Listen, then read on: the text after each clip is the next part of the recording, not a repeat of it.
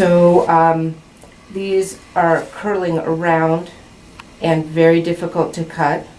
And this patient can't really get down to her toes to trim them like this one. And this is just a genetic thing. So what we're going to do is, if you watch, I'm going to use just the tips. This is how we use the clippers. So for anybody who goes to my website and buys one, you want to just use the tips and then cover before you snap so that it doesn't fly into your eyes or your mouth. And you just follow the shape of the nail, just like that. And that's what we're going to do with all the rest of them. So now, you were looking at the picture of the sea lions, and you said that you trained sea lions? I trained and performed with sea lions for 10 years, yep.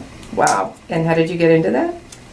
I met my first husband, and I ran away and joined the circus. The circus? Yeah. And he already had trained sea lions, so I learned how to train sea lions from him. Wow. Anything else that you learned to train? Well, I worked with porpoises. I worked with a few killer whales, but it was mainly sea lions. Awesome. Trained an otter one time, and I tamed a mountain lion on the Gentle Bend series. Nobody paid any attention to him, and I used to stop and feed him fish, and so I got to be his best buddy.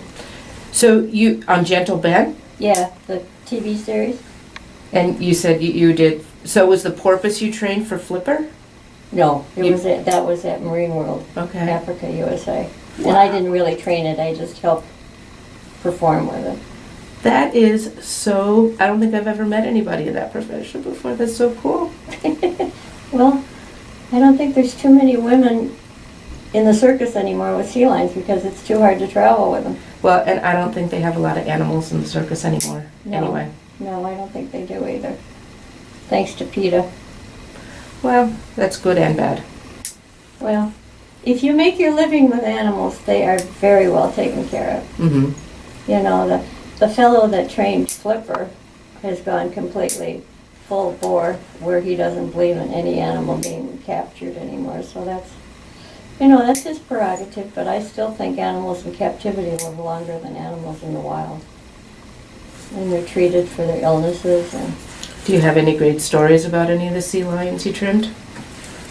well, we lost one sea lion on Flipper when we were doing a series, and the plot was she was on top of this little dinghy, and she was supposed to fall off into the canal, which she did, except instead of jumping, she fell in between the boat and the seawall, and it scared her, so she took off. Well, she was gone for 10 days. We had a... So lost her, like really lost her? Yeah, we really not lost her like she died? She didn't come back. I mean, she was terrified. She took off. And they had a reward out for her, and people were calling in. She was in people's swimming pools. She was everywhere. It was ridiculous. We were running to and fro from one part of Miami to the other part. And we found her in Key Largo. They had heard that there was a reward for the sea lion, and she hadn't eaten in 10 days, so she was jumping on people's boats, and they were feeding her bait. Well, the more they'd feed her bait, the more she'd applaud and, talk to them. And That's so funny. yeah. So that's how we got her back. When we arrived, there was a bunch of boats circling her, and one guy was trying to lasso her, which wasn't working at all. And I got up in the boat with a megaphone, and I called her name, and head came up, and she looked around, and she saw me, and she just flew into the boat and jumped in and spread eagle like, where the heck have you been? She'd had enough of living in the wild. Yeah, she was my namesake.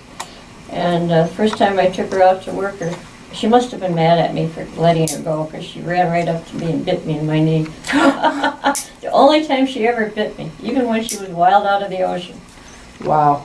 It was the only time when she was a character. Now, how long do they live?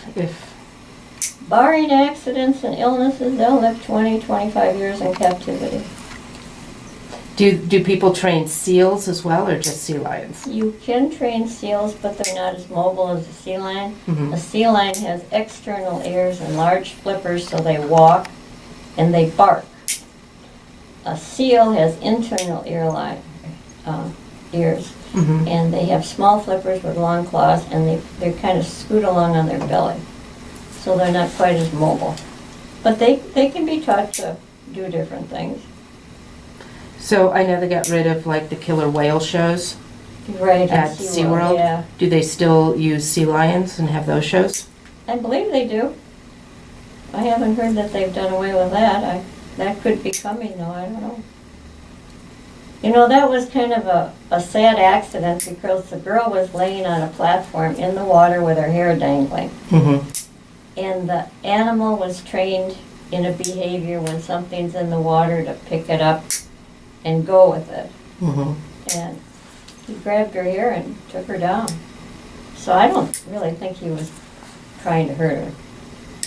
I think he was doing what he thought was the right thing to do. Yeah. Of course, that's just my opinion. I'm sure there's a lot of theories everywhere.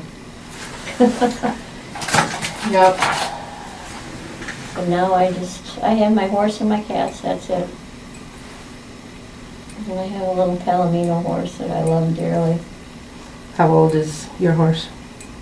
Oh, I bought an older one because I've gotten older and it's it's better to have a calmer horse. So Mm-hmm. she was 15 when I got her.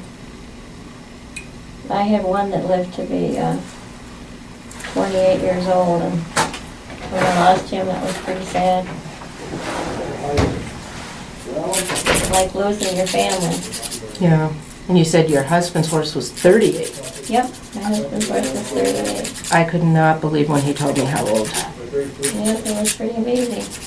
Last time he rode him, the horse was like 37, no, he was 36 at the time, and Bob was 87 on his birthday was the last time. The guys had to lift Bob up into the saddle because he couldn't get on anymore. And he walked, trotted, and cantered. It was pretty cool. In fact, I have it on video. Do You you? want to see it? Yeah. Yeah, pretty cool.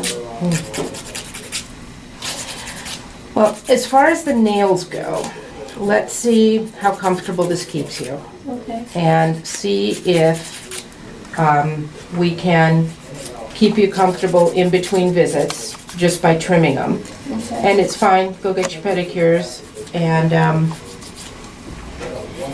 so normally what we'll do is we'll see somebody back at about 2.5 months. Okay. And so let's do that, and, and we'll see from there. If you feel like the pedicurists are doing fine, then we don't need to have you keep coming back. But if you want me to do it and then go get a pedicure, that's fine too. I kind of like the way you clip them. Maybe I should just come here and have them clipped and then let them paint them. And that's, we're actually right now in the process of looking into having a pedicurist in the office. Oh, are you? That would be great. Yeah, so that you could go right from here over to there. That would be ideal. All right. So these should be way more comfortable now.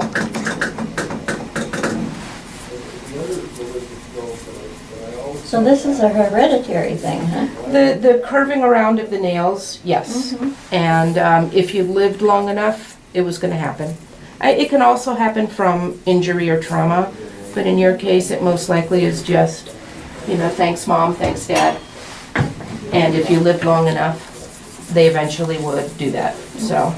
I don't remember my mom's nails doing that. And my dad died when I was a kid, so I have no idea what would happen to him. Yeah. So, All right, so these look good, and so what we'll do is we'll get you on the schedule for 2.5 months, and then we can adjust it up or down okay, from there, so, okay? very good. All right.